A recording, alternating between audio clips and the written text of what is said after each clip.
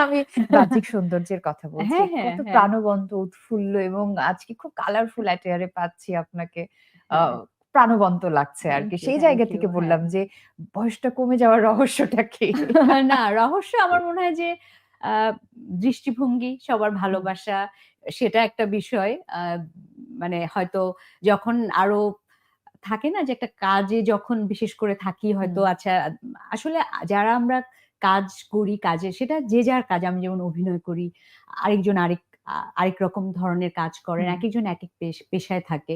তো কাজের সাথে যখন যুক্ত থাকি তখন মনে হয় যে আচ্ছা ঠিক আছে, ওকে ঠিক আছে আমি ঠিকঠাক আছি। মানে হয় না যে এই যে মানে একটু আগেই যে বললে যে মানে দেখা যায় না হুম, অনেকদিন পরে। তো হয়তো কিছুদিন যদি কাজ না করা যাই করি না কেন, অন্য কাজ যতই করি না কেন, অভিনয়টা তো আসলে অনেক ভালোবাসি।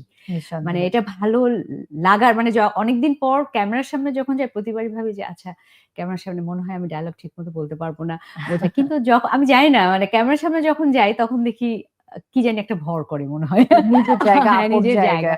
সবকিছু মিলিয়ে লাইফটাকে এনজয় করার চেষ্টা করি। যেমন আছি আ আমি যতটুকু আমার জীবনে পেয়েছি সেটা নিয়ে আমি স্যাটিসফাইড। সো এটা হয় কি যে একটা ইনার আ ভালো ইনার একটা পিস লাগাটাই হ্যাঁ, হয়তোবা আমি জানি না হয়তোবা রিফ্লেক্ট সেটা করে। রিফ্লেক্ট করে। ওকে। হ্যাঁ।